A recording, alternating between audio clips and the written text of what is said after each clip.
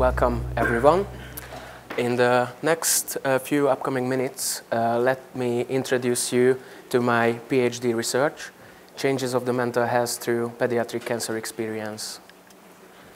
My name is Márton Szabados. I'm a first-year PhD student and a third-year pediatric resident in the second Department of Pediatrics, Semmelweis University. My supervisor is Miklós Garami, and my scientific methodology supervisor is Márton. My vision is, and I really hope, that in the near future, childhood cancer patients and survivors will live a rich and full life. And I'd like to take a part of it by establishing a new and well-designed follow-up system focusing on the quality of life of them. Here you can see my first two ongoing projects. As my first project, I'd like to get a better understanding about the mood disorders presenting among brain tumor patients. And my second project will be one of my first steps to reach my mission by adapting a quality of life questionnaire in Hungary. So my first project will be a meta-analysis with the title Investigating the Association between Brain Tumor Localizations and the Prevalence of Affective Disorders in Children. Pediatric brain cancer survivors have a really high chance to develop affective disorders. And these disorders may show themselves as flattened affect, but sometimes as really severe psychiatric diseases.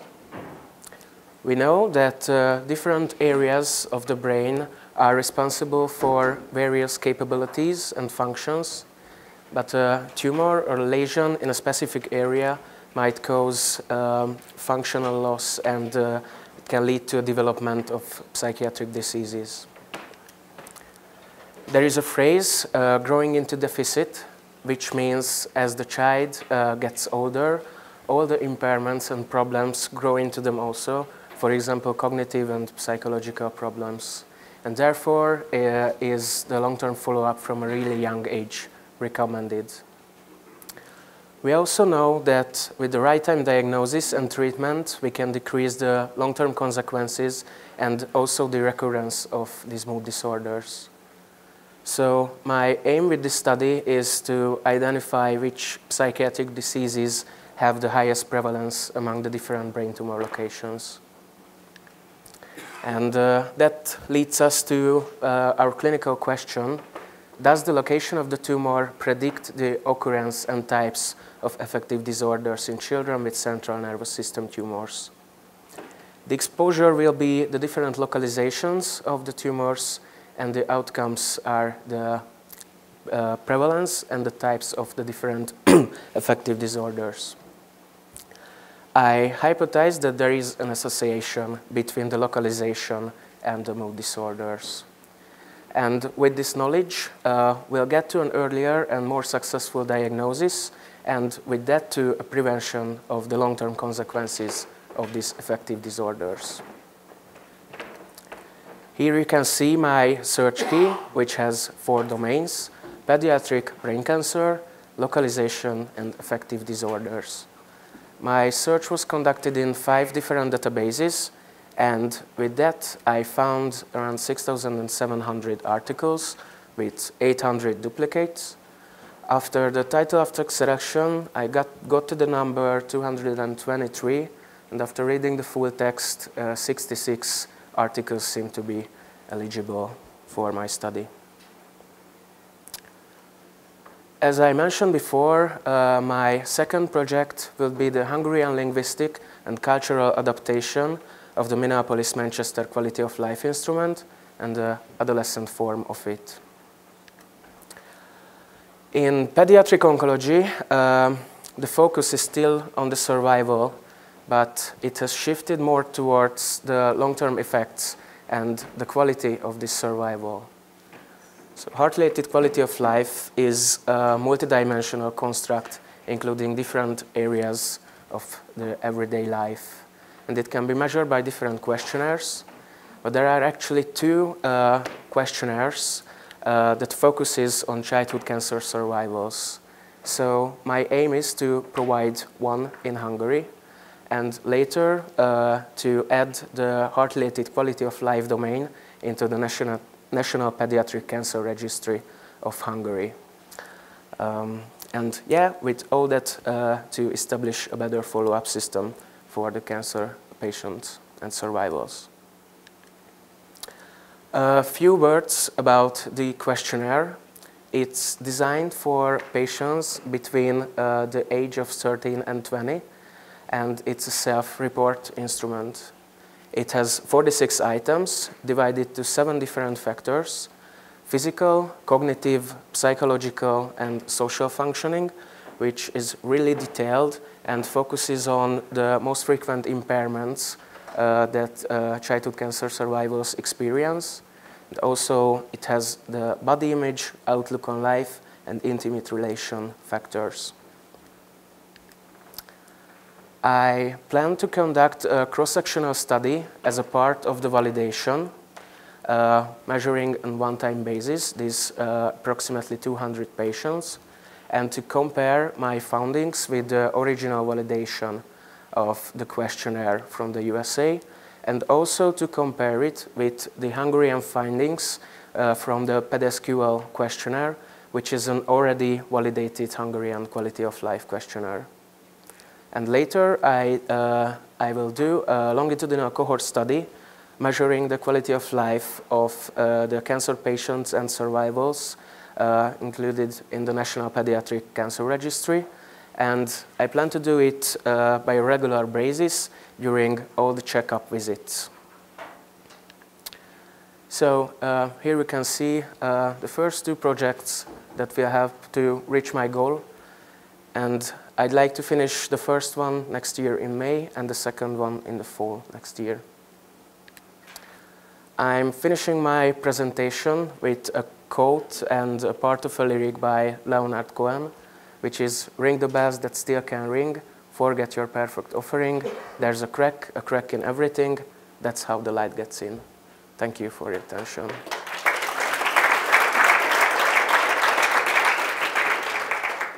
So congratulations on your presentation. And my question is that what are exactly the affective disorders you are interested in?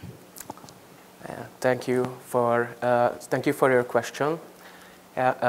These affective disorders I'd like to see based on the DSM-5 criteria, and there are actually 2 bigger groups under these mood disorders or affective disorders, how we call them. The depressive disorders and the bipolar disorders. And under the depressive side is the major depressive disorder, dysthymia, mixed depression and anxiety disorder. And these are the most frequent ones and the most which I'm interested in. But also on the bipolar side, there are some reports about patients presenting with mania and bipolar disorder, which I found really interesting. Of course, there are less data about it because it's even less common. It was really good. And my question is, why are you investigating especially the children with brain tumor? Is there any difference in comparison, for example, in children with leukemia or lymphoma? Actually, there are differences based on articles and findings, and also based on my not so long clinical experience. Brain cancer patients go through much longer treatment, and they get like all the different therapies, like surgery and radiotherapies. Like more often, they get that more often than patients with hematological disorders, and that leads to more problems, and also the longer treatment, and the body image they have after surgery on the cranium is a bigger part. So yeah, actually you can tell which children are after a treatment of brain cancer and which is after leukemia. So also the reports are presenting that too. I have a question regarding to your second project. You mentioned the PedSQL questionnaire, and maybe you said just but I passed. I would like to know if it's commonly used in the system. Yeah, thank you for your question. Actually, PedSQL is commonly used worldwide and especially in Europe by children, but in Hungary and especially in oncology, it's not a routine. So it could be used, but we don't use it at all the checkup visits which I plan to. And it's more like a general questionnaire, so I hope that the one I'd like to adapt will provide more information and more helpful. Yeah. Is there any shorter or longer causes of anxiety among cancer patients?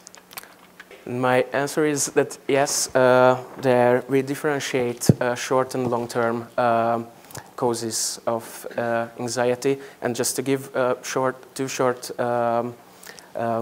answers, actually the most common and most well-known side effect of cancer treatment can be hair loss, which can be a very big cause for depression and anxiety for children. And in long term, the most common, yeah, I can say common, is the fear of the cancer recurrence and relapse. So yeah, we can differentiate these.